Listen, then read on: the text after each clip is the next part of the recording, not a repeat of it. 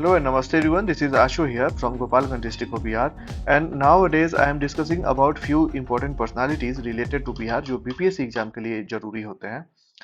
अभी तक मैं बुद्ध, महावीर, जैन, अजातशत्रु, धनानंद और चाणक्य के बारे में बात कर चुका हूँ। And in this lecture I will be discussing about few more individuals. लेकिन उसके पहले let's start with the blessing of God first.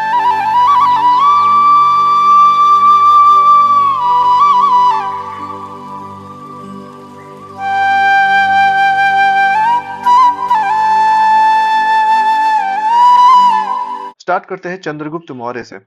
Chandragupta Maurya का शासनकाल 323 बीसी से लेकर 300 बीसी तक रहा है। चाणक्य के हेल्प से उन्होंने धनानंद के पावरफुल सेना को हराना स्टार्ट किया था पंजाब के क्षेत्र से, और धीरे धीरे पूरब की तरफ बढ़ते गए और जीत हासिल करते गए, और अंततः धनानंद के साथ साथ एक टाइडेंट क्रूर नंद वंश का शासन भी समाप्त कर डाला और मौर्य एम्पायर की स्थापना की। चाणक्य के गाइडेंस में चंद्रगुप्त ने प्रशासन व्यवस्था बनाया जिसका कोर वैल्यू था प्रजा के सुख और दुख में ही राजा का सुख और दुख निहित है, और ये पॉलिसी मेंशन्ड है चाणक्य के अर्थशास्त्र में। चंद्रगुप्त मौर्य ने भारत का पहला सेंट्रलाइज्ड एडमिनिस्ट्रेशन एस्टेब्लिश किया जिनमें उनका मेन गवर्निंग बॉडी या गवर्निंग काउंसिल जो था वो 5m into 6g के फॉर्मूला पे था। यानी दूसरे शब्दों में 5 लोगों का 6 अलग अलग ग्रुप बना हुआ था। यानी टोटल 30 लोग चंद्रगुप्त मौर्य के कोर गवर्निंग काउंसिल के मेंबर थे, और इन्हीं लोगों के हेल्प से Chandragupta established a large empire extending all the way up to Afghanistan. इसके पहले यूनानी यानी ग्रीक्स का कंट्रोल था उस क्षेत्र में, अफगानिस्तान रीजन में, जिसे चंद्रगुप्त ने दोबारा छीन लिया, और इसलिए चंद्रगुप्त को इंडियन हिस्ट्री का मुक्तिदाता भी बोलते हैं। यही यूनानी लोग चंद्रगुप्त को सेंड्रोकोटस बोलते थे और लैटिन में एंड्रोकोटस बोलते थे। उन्हीं लोगों में सेल्यूकस अलेक्जेंडर का आर्मी कमांडर था जिससे चंद्रगुप्त ने भारत का गंधार, काबुल और आसपास के क्षेत्र को मुक्त कराया था। इसे सेल्यूसिड मौर्यन वॉर भी बोलते हैं, जिसका एंड रिजल्ट था चंद्रगुप्त का विजय। और Seleucus was impressed with the Chandragupta Maurya and उन्होंने अपनी पुत्री हेलेना का शादी कराया चंद्रगुप्त मौर्य से। हेलेना का चंद्रगुप्त से शादी कराना एक अच्छी वाली शादी थी, यानी ऐसा नहीं था कि लड़ाई में किसी ओपोनेंट को हरा दिया गया और उसके घर के महिलाओं को उठा लाया गया, जो कि पहले खूब होता था। जब दो किंगडम्स यानी दो पार्टीज आपस में लड़ती थी तो जीतने वाली पार्टी हारने वाली पार्टी पर हारने के बाद भी अत्याचार और इमोरल एक्टिविटीज करती थी। जब आप मुगल हिस्ट्री पढ़ोगे तो आपको पता चलेगा कि मुगल इस चीज में तो माहिर थे, और जौहर प्रथा का जड़ भी इसी सब भोगवाती और प्रताड़ित करने वाली एक्टिविटीज में छुपी हुई है। Will talk about this later, लेकिन अभी मैं हेलेना और चंद्रगुप्त के बारे में बात कर रहा था। उनकी शादी के बाद सेल्यूकस ने हेलेना के साथ अपना एम्बेसडर मेगास्थनीज को भी भेजा, जो चंद्रगुप्त के दरबार में 3-4 साल तक रहे थे, और पटना के बारे में एक बुक लिखा था इंडिका नाम का। इस बुक में पटना को पाली ब्रोथा बोलकर संबोधित किया गया है। इंडिका में मेगास्थनीज ने पटना के बारे में काफी कुछ डिटेल में लिखा था, जो एक इस समय इंपॉर्टेंट पीस ऑफ हिस्ट्री है जिसके कई सारे पार्ट तो अब खो गए हैं, लेकिन उसका जो कोई भी पार्ट बचा हुआ है वो भी अभी बहुत महत्वपूर्ण है। लगभग 20-22 साल तक शासन करने के बाद चंद्रगुप्त मौर्य अपना राजपाट, सुख सुविधा, वैभव सब कुछ त्याग कर देते हैं और जैन मुनि भद्रबाहु के साथ नंगे पांव with nothing in possession Karnataka के श्रावण बेल गोला में चले जाते हैं, और वही उनके जीवन का अंतिम क्षण गुजरता है, जहां अंततः जैन परंपरा के अनुसार ही डेलिबरेटली स्टार्व्ड टू डेथ। ये एक कॉमन जैन ट्रेडिशन है जिसमें जैन मुनि अपने जीवन के हर एक प्रकार के कर्मों से मुक्ति पाने के लिए जीवन के अंतिम क्षणों में भोजन लेना धीरे धीरे कम कर देते हैं और संपूर्ण मुक्ति को प्राप्त करते हैं by completely renouncing the world. Even खाना पीना भी अंत में छोड़ देते हैं और कंप्लीट निर्वाणा को प्राप्त करते हैं। मैं आपको पहले भी बता चुका हूँ कि मैंने बहुत सी फिलोसफीज और धर्मों को पढ़ा है बीइंग अ फिलोसफी स्टूडेंट, लेकिन जैन धर्म जैसा नॉन वायलेंट और अपरिहार्य यानी सांसारिक चीजों का परित्याग कर देने का जो पॉलिसी है वो जैन धर्म में काफी ज्यादा रिलीजियसली फॉलो किया जाता है। ये अपने आप में एक क्लासिक एग्जाम्पल है कि जहां अफगानिस्तान से लेकर बिहार तक फैला एक बड़ा साम्राज्य स्थापित करने वाला एम्परर सब कुछ त्याग कर देता है और स्वेच्छा से स्ट्रॉन्ग विल के बेसिस पर सेले खाना नाम का एक प्रैक्टिस एडॉप्ट करते हैं, which means wilful religious death by slow starvation. और अंत में मैं आपको ये बताना चाहता हूँ कि मौर्य एम्पायर का ग्रैंड दरबार 80 पिलर वाला और उसके रिमेन्स जो 2300-2400 साल पुराने हैं आज भी पटना में मिल जाएगा कुम्हरार पार्क में, जिसको एएसआई यानी आर्कियोलॉजिकल सर्वे ऑफ इंडिया संभाल कर रख रही है। आप कभी पटना में जाओ तो Kumhrar park should be a must to visit site in your list of sightseeing. खासकर ऐसे लोग जिन्हें हिस्ट्री, सोसाइटी और कल्चर में इंटरेस्ट है उन्हें तो जरूर जाना चाहिए वहां पर। मुझे तो है, and I have been to that place for multiple time. महत्वपूर्ण व्यक्तियों की सीरीज में अब देखते हैं सम्राट अशोक को। 270 बीसी, ऑफ कोर्स एक दो साल आगे या पीछे। 270 बीसी से 232 बीसी तक मौर्य साम्राज्य संभालने वाले अशोक चंद्रगुप्त मौर्य के पोता थे। अशोक के जीवन का दो हिस्सा रहा है। पहले हिस्से को बोलते हैं चंड अशोक और काम अशोक, जिसमें बुराइयों और कुकर्मों की भरमार रही है। और दूसरे हिस्से को बोलते हैं धम्म अशोक, जिसमें अशोक धर्म पूर्वक जीवन जीते हैं और जनता की भलाई का कार्य करते हैं। चंड अशोक के बुराइयों का लंबा लिस्ट है जो बताना जरूरी नहीं है, लेकिन एक तो क्लासिक लेवल के है। जैसे एक बार क्या होता है कि अशोक के पिता बिंदुसार की तबीयत खराब होती है और उस समय अशोक की नियुक्ति थी गवर्नर के तौर पे उज्जैन के क्षेत्र में। तो अपने पिता के बीमार होने की खबर जैसे ही अशोक को मिलती है, वैसे ही वो दौड़े दौड़े आता है फ्रॉम उज्जैन टू पटना। और पटना आते ही, जैसा कि पहले से ही अंदाज था कि अशोक के पिता की जीवन ज्यादा लंबी बची नहीं है, तो पटना आते ही अशोक ने राज्य सिंहासन प्राप्त करने के लिए he started game of thrones and started killing his own brothers. उसने अपने 99 भाइयों को टॉर्चर किया और मार डाला। इतना ही नहीं, राज्य सिंहासन मिलने के बाद भी अशोक अपने मंत्रियों की लॉयलिटी यानी वफादारी चेक करने के लिए अजीब अजीब सी ऑर्डर देता था। जैसे फल देने वाले सभी पेड़ों को काट डालो, खिलने वाले सारे फूलों और फूलों के पौधों को काट डालो। और वो मंत्री जरा से भी इस बात पर हिचकिचाते थे तो वो मार दिए जाते थे अशोक के द्वारा। इस तरह से जो मंत्रीगण अशोक को राजा बनने में हेल्प किए थे, उन्हीं में से 500 मंत्रियों को सिर्फ शक के बेसिस पे अशोक ने मार डाला, अपने डेथ हेल में डालकर, जिसे हेल ऑफ अशोका बोलते हैं या अशोक का नरक बोलते हैं। जो बेसिकली 100 फीट गहरा एक कुआं था जिसमें मार काट कर लोगों को डाल दिया जाता था या फिर लोगों को उसमें डालकर जला दिया जाता था। लिटरली उसका नाम अगम कुआं था, जिसका शाब्दिक अर्थ होता है आग का कुआं यानी फायरी वेल। आज भी यह अगम कुआं या आग का कुआं पटना में मौजूद है, सरकार द्वारा संरक्षित है और आज भी लोग उस अगम कुआं को देखने भी जाते हैं। अशोक के जीवन का दूसरा हिस्सा है एक धर्म का पालन करते हुए जीने वाले एम्पेरर का। और अशोक में ये हृदय परिवर्तन हुआ था कलिंग वॉर के बाद, जो अशोक के राजा बनने के 8वें साल हुआ था। ये सवाल पूछा जाता है पेपर में कि कलिंग वॉर अशोक के राजा बनने के कितने साल बाद हुआ था, तो आंसर इज 8 साल। तो कलिंग वॉर समाप्त होने के बाद अशोक का बुद्धिज्म में कन्वर्जन कराया उपगुप्त नाम का एक बुद्धिस्ट मॉन्क ने। उसके बाद Ashoka came out to be the biggest patron of Buddhism, यानी बौद्ध धर्म का सबसे बड़ा संरक्षक और प्रसारक दोनों बनकर उभरे अशोक। बहुत सारी बुद्धिस्ट मिशनरी भेजी गई विदेशों में। अशोक ने अपने बेटा महेंद्र और बेटी संघमित्रा को भी भेजा श्रीलंका में धर्म का प्रचार और प्रसार करने के लिए। और इसके अलावा बौद्ध भिक्षुओं को अशोक खुल के दान देने लगे कि जाओ और बुद्धिज्म का प्रचार प्रसार करो पूरे देश और दुनिया में। बाद में क्या होता है कि अशोक बौद्ध भिक्षुओं का रोज फ्री में लंगर लगाना और भंडारा लगाना शुरू कर देते हैं। और फ्री का भोजन देखकर बहुत सारे नकली भिक्षु भी बन गए, जिससे अव्यवस्था फैलने लगी। ये अव्यवस्था कहाँ फैलने लगी? बुद्ध के संघ में।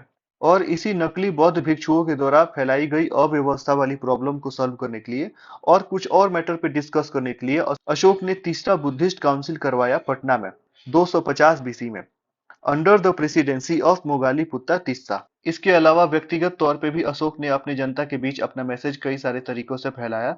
उन तरीकों में से एक फेमस तरीका था अशोकन पिलर्स के थ्रू और दूसरा तरीका था रॉक एडिक्ट्स के थ्रू। ये अशोकन पिलर्स बेसिकली क्या होते थे, एक बड़ा सा पत्थर का पिलर होता था जिसपे अशोक का मैसेज लिखा हुआ होता था। और रॉक एडिक्ट्स भी यही होते थे कि बड़ा सा शील यानी पत्थर होता था जिसपे जिसपे अशोक अपना मैसेज खुदवा कर जनता के बीच रखवा देते थे। इन अशोकन पिलर्स और रॉक एडिक्ट्स के बारे में मैं डिटेल में बात करूंगा आपसे हिस्ट्री लेक्चर्स में। लेकिन मैं ये कहना चाहता हूँ कि अपने जीवन के दूसरे हिस्से में अशोक ने भलाई का बहुत सारे कार्य किया। उन्होंने सड़कों के किनारे बहुत सारा कुआं खुदवाया। ऑफ कोर्स ये कुएं लोगों को मारने के लिए नहीं थे, बल्कि लोगों की प्यास बुझाने के लिए थे। इसके अलावा सैकड़ों बाग बगीचे लगवाए जिसमें जड़ी बूटियों वाली पेड़ पौधे भी लगे हुए होते थे। ये बाग बगीचे उसी अशोक ने लगवाए जो कभी उन्हें काटने का आदेश दिया था। In a nutshell, I can say that he lived a very peaceful life and worked for betterment of society as a whole in the second half of his life. Ashoka से रिलेटेड बहुत सारी फैक्ट्स है जानने योग्य जो paper में पूछी भी जाती हैं, लेकिन we'll talk about all this in history lectures. लेकिन for the time being let's move on to अशोक घोष ऑफ फर्स्ट सेंचुरी, यानी बिफोर क्राइस्ट बीसी वाली बातें अब समाप्त होती है अंग्रेजी कैलेंडर के अनुसार। अब जिन लोगों के बारे में हम डिस्कस करेंगे वो होंगे सीई के, यानी कॉमन एरा के, जिसमें हम लोग जी रहे हैं। अश्वघोष का जन्म पटना में ही हुआ था और वो बुद्धिज्म के महायान सेक्ट के विद्वान थे। आपको मैं बताना चाहता हूँ कि बुद्ध के गुजर जाने के बाद बुद्धिज्म के अंदर कई सारे सेक्ट्स बन गए समय के साथ। जिसमें दो प्रोमिनेंट सेक्ट उभर के आए जिनको बोलते हैं हीनयान और महायान। अश्वघोष जो थे वो बुद्धिज्म के महायान स्कूल ऑफ थॉट या ग्रुप से संबंध रखते थे। वो संस्कृत के विद्वान थे। मैं आपको बताऊं कि मौर्य एम्पायर आगे चलकर काफी कमजोर हो गया था और उधर पश्चिम के क्षेत्र से कनिष्क भारत पर आक्रमण करने लगे थे। कनिष्क वहीं अफगानिस्तान पाकिस्तान के एरिया से भारत में आक्रमण कर रहे थे। और आपको बताऊं कि मौर्य एम्पायर इतना कमजोर हो गया था कि कनिष्क भारत के इंटीरियर हिस्सों में भी हमला करने लगे थे, इवन अप टू पाटलिपुत्रा। और इसी हमले के दौरान कनिष्क को पता चला कि पटना में अश्वघोष नाम का एक विद्वान है। तो कनिष्क ने सोचा कि इस विद्वान को भी अपने साथ ले चलो पेशावर के क्षेत्र में, अपने राजधानी में, जो पाकिस्तान अफगानिस्तान का बॉर्डर एरिया पड़ता है बेसिकली आज के दिन।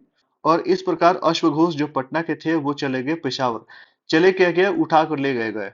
यानी थोड़ा मजाकिया लैंग्वेज में बोले तो कनिष्क पाटलिपुत्रा से मटेरियल प्रॉपर्टी के साथ साथ इंटेलेक्चुअल प्रॉपर्टी भी उठाकर ले गया। लेकिन अश्वघोष अपने इंटेलेक्ट की वजह से वहां पर भी सम्मान पाए और बुद्धिज्म का प्रचार प्रसार भी किया। और कनिष्क के समय ही फोर्थ बुद्धिस्ट काउंसिल भी कराया कश्मीर में। बाय द वे, कश्मीर के नाम पर याद आया कि कश्मीर की राजधानी श्रीनगर को बसाया था सम्राट अशोक ने। और ये चीज साफ साफ मेंशन्ड है कश्मीर की हिस्ट्री का डिटेल बताने वाली किताब राज तरंगिणी में, जिसको लिखा था काल्हान ने। कश्मीर क्षेत्र जहां 72 एडी यानी सीई यानी कॉमन एरा में फोर्थ बुद्धिस्ट काउंसिल होता है, श्रीनगर जिसे अशोक इस काउंसिल से भी पहले बसा चुके थे, वहां पर नॉन वायलेंट माहौल था और शांति थी। पर आजकल क्या स्थिति है आप जानते ही हैं। फॉरेन एलिमेंट्स आते हैं और कश्मीर के लोकल यूथ की ब्रेन वॉश करते हैं और किसी दूसरी दुनिया में अच्छी लाइफ स्टाइल होगी जैसे सपनों के लालच में अपने ही लोग अपने ही लोगों पर हमला कर देते हैं। This is actually sad and unfortunate reality of Kashmir now. लेकिन उम्मीद की किरणें बची हैं, things are improving day by day. उसी कश्मीर में G20 समिट हो रही है। यूएई ह्यूज इन्वेस्टमेंट कर रहा है। वहां की जनता टेररिस्टों का पोल खोल रही है और आर्मी ऑफिशियल्स को उनका जानकारी पहुंचा रही है। और ये सब चीजें ये साबित करती हैं कि our Kashmir is on right track of socio economic development and human development. लेकिन अभी without getting too much emotional on this point, let's go back to अश्वघोष के जमाने में। अश्वघोष ने बुद्धिज्म से रिलेटेड कई सारी बुक्स लिखी जो आपके स्क्रीन पर दिख रहा है। प्लीज आप इन्हें नोट कर ले और मेमोराइज कर ले, क्योंकि बीपीएससी बिहार स्पेशल चीजें टॉपिक के अंदर घुस घुस कर पूछती है और इसीलिए मुझे भी इतना रिसर्च करना पड़ता है। खैर कोई बात नहीं, I will provide all this information important for your exam in my PDF notes also. अब देखते हैं आर्यभट्ट के बारे में। 5वीं शताब्दी में जन्मे आर्यभट्ट महान गणितज्ञ यानी मैथमेटिशियन और खगोल शास्त्री यानी एस्ट्रोनॉमर थे कुसुमपुर से। कुसुमपुर यानी पटना, क्योंकि पटना का एक पुराना नाम कुसुमपुर भी है। कृपया इस चीज को याद रखें। आर्यभट्ट ने दो किताबें लिखी, पहला था आर्यभट्टिया या आर्य सिद्धांत और दूसरा था तंत्र। आर्यभट्ट का मैथमेटिक्स में काफी महत्वपूर्ण योगदान रहा है, जैसे अलजेब्रा में summation of squares and cubes का सीरीज। इतना ही नहीं, आर्यभट्ट ने डेसिमल सिस्टम को भी इंट्रोड्यूस किया था। अलजेब्रा के बाद ट्रिगोनोमेट्री में भी आर्यभट्ट का महत्वपूर्ण योगदान रहा है, जैसे एरिया ऑफ ट्रायंगल कैसे निकालते हैं ये आर्यभट्ट ने बताया था। जियोमेट्री में भी उनका महत्वपूर्ण योगदान था और दुनिया को पहली बार उन्होंने पाइप का अप्रोक्सीमेट वैल्यू 3 डिजिट तक एकदम एक्यूरेट बताया था। देखो इसे ध्यान से, ये जो सूत्र लिखा है इसका इंग्लिश मीनिंग ये हुआ, जिसका कैलकुलेशन करके यदि आप देखो तो पाई इज इक्वल टू आता है 62,832 डिवाइडेड बाई 20,000 और इसका वैल्यू आता है 3.1416, जो पाई के रियल वैल्यू का 3 डिजिट तक एक्यूरेट है। Aryabhatta was a great astronomer too और उन्होंने अंतरिक्ष से संबंधित यानी खगोल विज्ञान से संबंधित कई सारी बातें बताई। पहला इंपॉर्टेंट चीज तो यही बताया कि धरती अपने एक्सिस पर रोटेट करती है और सूर्य का चक्कर लगाती है। और वो भी उस समय बताया था जब मॉडर्न इक्विपमेंट्स टेलीस्कोप जैसी चीजें हमारे पास नहीं थी। और उससे भी ज्यादा इंपॉर्टेंट बात तो ये है कि जब उन्होंने ये चीज बताया कि धरती गोल है और सूर्य का चक्कर लगाती है, तब हमारे समाज ने उनकी हत्या नहीं किया, जैसा गैलीलियो के साथ हुआ था 8 जनवरी 1642 के दिन। एक तो आर्यभट्ट से 1100 से 1200 साल बाद कोई व्यक्ति गैलीलियो नाम का यूरोपियंस को ये बताया कि सूर्य नहीं घूमती भाई, सूर्य अपने जगह पर स्थिर है, धरती इसका चक्कर लगाती है। और गैलीलियो के सिर्फ इतना ही कहने पर हाईली सिविलाइज्ड और रूल बेस्ड ऑर्डर सिस्टम को फॉलो करने वाला यूरोप, जो काफी टॉलरेंट भी कहता है खुद को, उस यूरोप ने और वहां के वासी यूरोपियंस ने कि भारत की स्थिति देखो। जब आर्यभट्ट ने कहा था कि सूर्य अपने स्थान पर स्थिर है, धरती इसका चक्कर लगाती है चारों तरफ, तब बहुत सारे लोग आर्यभट्ट के इस बात से सहमत नहीं थे, लेकिन भारतीय समाज ने आर्यभट्ट का हत्या नहीं कर दिया गैलीलियो गैलीलाई की तरह। और वो भी उस समय जब गैलीलियो से भी 1100-1200 साल पहले आर्यभट्ट ने यह बात बताया था। आगे देखते हैं आर्यभट्ट ने क्या योगदान दिया। आर्यभट्ट ने पूरे सोलर सिस्टम का ज्योमेट्रिक मॉडल भी प्रोड्यूस किया, यानी सिर्फ धरती और सूर्य तक ही सीमित नहीं थे बल्कि दूसरे ग्रहों को भी इंक्लूड किया। आर्यभट्ट ने सूर्य ग्रहण और चंद्र ग्रहण की जो घटनाएं होती हैं उसको भी एक्सप्लेन किया। और इस प्रकार देखते हैं कि कुसुमपुर के निवासी आर्यभट्ट ने खगोल शास्त्र और मैथमेटिक्स में अपना काफी इंपॉर्टेंट योगदान दिया था। और उनके इसी योगदान को रिकॉग्नाइज करते हुए और उनको सम्मान देते हुए भारत सरकार ने भारत का पहला सैटेलाइट अंतरिक्ष में लॉन्च किया था आर्यभट्ट के नाम से। हमने अभी तक देख लिया चंद्रगुप्त मौर्य के बारे में, अशोक के बारे में, अश्वघोष के बारे में और आर्यभट्ट के बारे में। और भी कुछ लोग बचे हैं जिनके बारे में हम डिस्कशन करेंगे in the next lecture. Till then take care of yourself and God bless.